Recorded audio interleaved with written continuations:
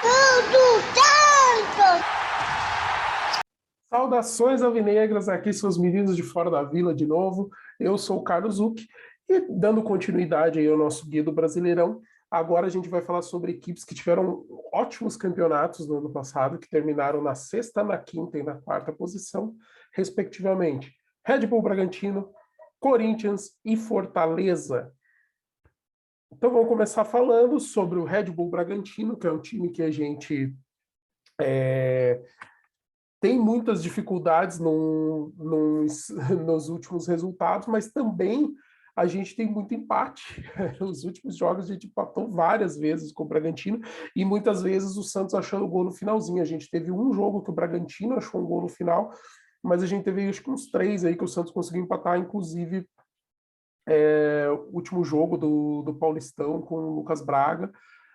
Teve empate de 1-1 e a gente teve no Brasileirão do ano passado, a gente teve um empate de 2-2 fora de casa, com o Marcos Leonardo fazendo gol nos acréscimos. Final de jogo, a gente conseguiu empatar um jogo. A gente começou perdendo, teve empate, aí teve a virada do Bragantino e o Marcos Leonardo conseguiu um empate. Além disso, né, falando já de resultados, Paulistão 2021 a gente teve 1-1 fora de casa com o gol do Lucas Braga. Paulistão 2022 a gente não se enfrentou porque estava no mesmo grupo.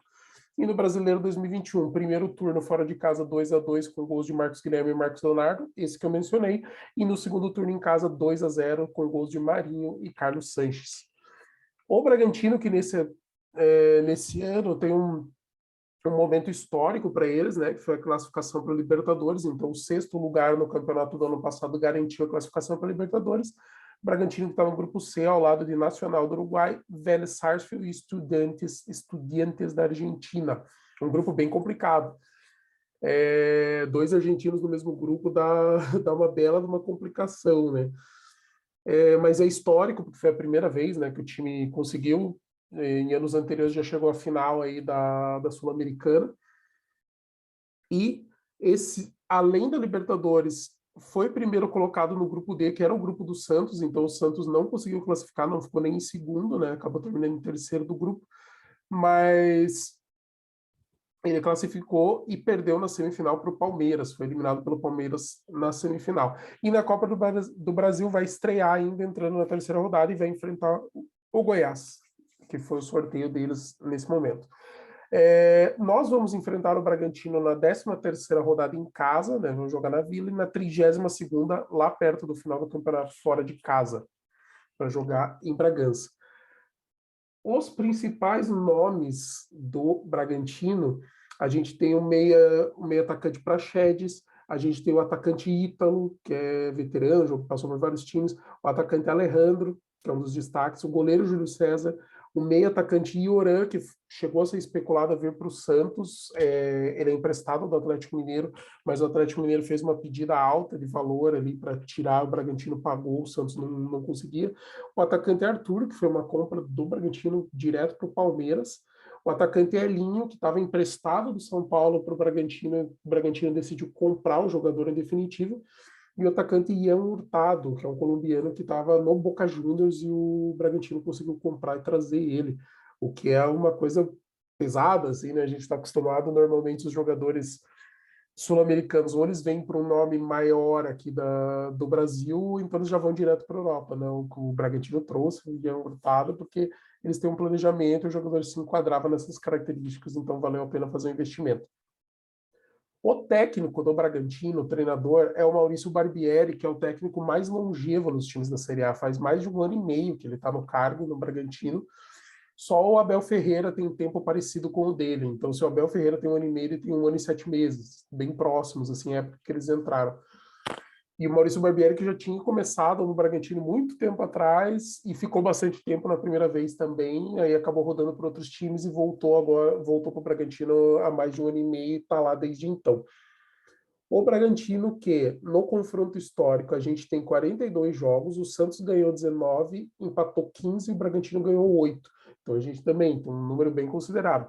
Porém, desde 2020, quando se tornou Red Bull Bragantino, e aí confrontos oficiais, a gente tem 6 jogos com uma vitória do Santos e 5 empates, que era aquilo que eu vinha falando. São muitos empates O Santos empatou 5 vezes e só ganhou o último jogo aí por 2-0, justamente esse no Brasileirão 2021, no segundo turno, com gols de Marinho e Sanches. E para finalizar, o Bragantino talvez seja a única equipe da Série A que não tem ninguém que a gente possa falar de lei do ex. Não encontrei ninguém, o Claudinho saiu, foi para a Rússia, né? Então a gente não tem mais ninguém aí no Bragantino que possa nos impor uma lei do ex, nem se a gente pensar em termos aí de comissão técnica.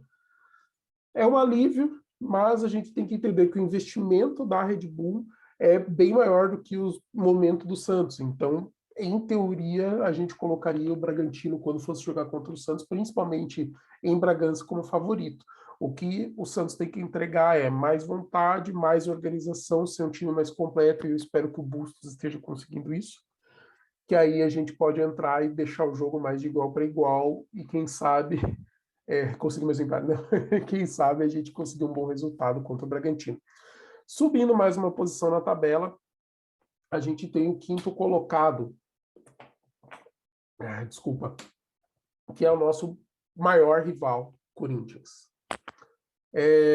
Corinthians, que também começou mal o campeonato, e aí fez mudanças, né? Entrou o Silvinho como técnico, trouxe jogadores, eles trouxeram o Roger Guedes, trouxeram a Juliana, trouxeram o Renato Augusto, e o time cresceu de produção e conseguiu chegar na quinta colocação do campeonato e classificar direto para a Libertadores. Então, o Santos vai enfrentar o Corinthians na 14ª rodada fora de casa e na 33ª em casa na Vila. O Santos sempre joga contra o Corinthians depois do jogo do Bragantino. Então, o Santos enfrenta o Bragantino em casa, Corinthians fora, 13ª e 14ª rodadas.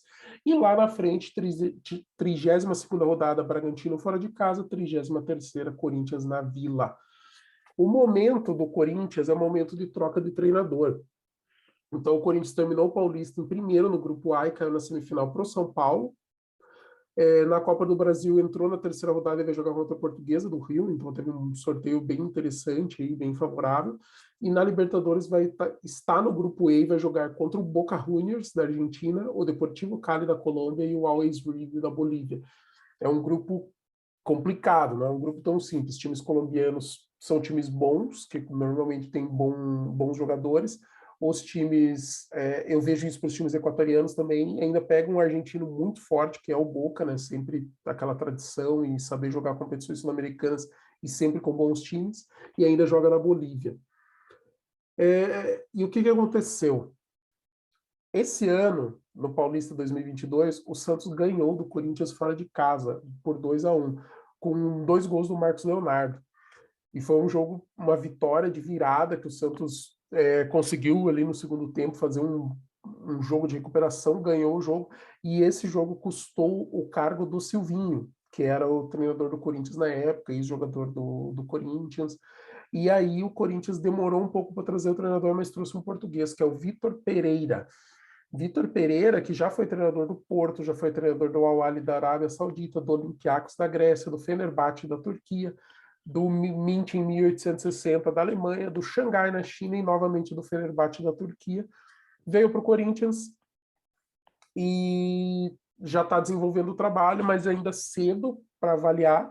Só que o time parece que está demorando um pouco para encaixar no entendimento do jogo do que o Vitor Pereira está falando. Pelo menos teve declarações desse tipo de jogadores após a derrota para o São Paulo, que parece que o time ainda demora um pouco, parece que os jogadores ainda pensam o que eles têm que fazer em campo, então ainda não é natural, é um processo de crescimento, evolução, desenvolvimento, assim como o Santos está desenvolvendo com o Fábio Bustos. Nomes de destaque do Corinthians, a gente pode começar da defesa, começa com Cássio, Fagner, Gil, Fábio Santos. Esses jogadores estão há muitos anos já no Corinthians e formam a espinha dorsal defensiva, né? O Cássio no gol, os 2 laterais ainda o zagueiro. Aí no meio de campo trouxeram de volta o Paulinho, já estava com o Renato Augusto no ano passado, o Giuliano, aí trouxeram também o William, ainda tem mais no ataque o Roger Guedes. Trouxeram agora recente o Maicon, emprestado da Ucrânia, que eles tinham vendido para o Shakhtar e veio emprestado agora, né? Porque por conta do conflito entre Rússia e Ucrânia, jogadores da Rússia e da Ucrânia podem ser emprestados por curto prazo, então eles podem ser emprestados até o meio do ano ou até o final do ano. Eles conseguiram o empréstimo do Maicon.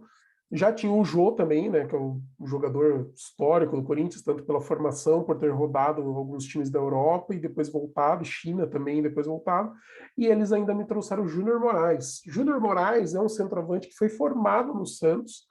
Ele está há muitos anos na Ucrânia, ele é naturalizado ucraniano, inclusive cogitava-se a possibilidade dele lutar na guerra por ele ser cidadão ucraniano, mas não, ele acabou voltando para o Brasil e assinou com o Corinthians, que estava faz tempo buscando um centroavante, trouxe um experiente. O Júnior Moraes já está com 34 anos. Últimos resultados. Paulistão desse ano a gente ganhou de 2-1, que custou o cargo do Silvinho, mas no Paulista do ano passado a gente perdeu em casa por 2-0. E no Brasileirão a gente empatou no primeiro turno em casa em 0-0 e perdemos o segundo turno fora de casa por 2-0. No histórico entre Santos e Corinthians, que eu diria que, cara, tem jogo. São 300 jogos entre Santos e Corinthians, sendo 97 vitórias do Peixe, 118 do Corinthians e 85 empates. Então é um jogo relativamente equilibrado, mas o Corinthians tem uma vantagem aí no número de vitórias sobre o Santos. E jogadores que podem nos castigar com a lei do ex. Fábio Santos, que jogou em 2008 pelo Santos, Robson Bambu, que de 2013 a 2018, tanto na formação, quanto chegou ao time profissional e fez alguns jogos pelo profissional, quanto o Júnior Moraes, que lá atrás, de 2002 a 2008, foi jogador do Santos e chegou a fazer 4 gols pelo time profissional do Santos. E esse é nosso maior rival. Eu diria que sempre é jogo complicado jogar contra o Corinthians. A gente tem umas derrotas históricas bizarras, assim como a gente também tem vitórias muito loucas históricas, por ser um confronto que acaba acontecendo bastante, né? Tanto porque eles acontecem sempre no estadual, e normalmente Santos e Corinthians estão na primeira divisão, né? A gente teve só o período que o Corinthians teve uma temporada na Série B, e aí acaba tendo muito jogo. Fora que também tinha Rio-São Paulo, acabava acontecendo outros jogos, então a gente tem bastante história contra nosso maior rival. Nós consideramos Corinthians nosso maior rival histórico. A gente tem também a rivalidade contra os outros dois times de São Paulo, né? São Paulo e Palmeiras, e ainda temos uma rivalidade contra o Botafogo, tanto pelo histórico entre Santos e Botafogo no período Pelé, quanto pela final de 95, que é aquela final bizarra com Santos e Botafogo. Eram dois grandes times, mas o jeito que foi conduzida aquela arbitragem, a gente até hoje chora a garfada que levamos naquela final de 95. E como eu contei já num vídeo, é o time que mais me marcou, assim, de todos os times do Santos, foi um que não foi campeão, né? Foi um que foi vice, mas que merecia e estava jogando muita bola. O time comandado pelo Giovani. Pesquisem lá, vocês vejam alguns lances, né? Vejam os melhores momentos do jogo de 95. Vocês vão entender como aquele time jogava rápido, velocidade, movimentação, os jogadores rápidos do meio para frente, tinha uma defesa mais segura, assim, um pouco mais pesada, era bem interessante. Eu não acho que um time daquele jeito talvez funcionasse hoje. A gente teria que equilibrar mais jogadores com características mais completas. Assim, a gente tinha jogadores muito específicos que faziam certas coisas, sabe? Mas é a evolução. Então é isso, galera. Passando aí do sexto Bragantino para o quinto Corinthians, agora vamos do quinto Corinthians para o quarto. O Fortaleza. Fortaleza, que fez uma campanha histórica no Brasileirão do ano passado, ficou em quarto lugar no campeonato, nunca conseguiu chegar tão longe, classificou direto para a Libertadores e estava desenvolvendo um bom futebol. E a tendência, evolução é melhor, inclusive posso falar agora do momento. O Fortaleza vai jogar a final do Campeonato Cearense contra o Caucaia. Ele é finalista da Copa do Nordeste contra o Sport. O primeiro jogo foi 2-2, então está em aberto esse confronto. Acontece ainda hoje esse jogo. Na Libertadores está no grupo F e vai ter o River Plate da Argentina, complicadíssimo, o Colo-Colo do Chile e o Alianza Lima do Peru. Então é um grupo assim médio, sabe? Assim, tem o River, que é pesado, é um time que está numa sequência aí grande aí de bom momento, mas tem Colo-Colo do Chile e Alianza Lima do Peru, que são bons times, não são espetaculares, mas times assim que podem dar trabalho e que costumam jogar Libertadores há muitos anos, né? Então isso dá uma complicada pela experiência que eles têm no campeonato. O treinador do Fortaleza é Juan Pablo Vojvoda, argentino. Ele veio do União Calera do Chile, mas antes ele já tinha trabalhado no Huracan da Argentina, no Talleres da Argentina, no Defensa e Justiça e no News Old Boys da Argentina. Então ele pegou uma sequência de times argentinos, estava no União La Calera do Chile e veio para o Fortaleza e melhorou o nível de intensidade do futebol ali do time do Fortaleza, segundo os especialistas que acompanham o Fortaleza. A gente deve enfrentar o Fortaleza na 19ª rodada, fechando o primeiro turno contra o Fortaleza fora de casa e jogando na última rodada do campeonato na Vila Belmiro contra o Fortaleza. A gente fecha o nosso campeonato exatamente contra essa equipe. No ano passado, no Brasileirão 2021, no primeiro turno fora de casa, a gente empatou 1-1. O gol do Santos foi o gol do Sanches. E no segundo turno em casa, a gente ganhou por 2-0 com 2 gols do Marcos Leonardo. Marcos Leonardo fazendo gol. Aonde eu tô lendo, tem dedo do Marcos Leonardo aí, sempre tem um golzinho dele. Na história desse confronto, a gente jogou 18 vezes. O Santos ganhou 7, foram 9 empates e o Fortaleza ganhou 2 vezes somente. Então a gente tem um histórico bem relativamente bom aí contra o Fortaleza. Relativamente não, historicamente é bem bom, né? A gente só perdeu 2 e a gente tem mais empate do que vitória, mas em alguns momentos, dependendo da situação do jogo, do momento do adversário, empatar contra o Fortaleza acaba sendo um bom resultado para nós. Quem são os principais nomes do Fortaleza? Vamos começar por Lucas Lima. Sim, ele, jogador do Fortaleza. Iago Pikachu. Silvio Romero, centroavante argentino, que estava no Independiente. Renato Kaiser, que era jogador do Atlético Paranaense e foi vendido para o Fortaleza, é jogador definitivo.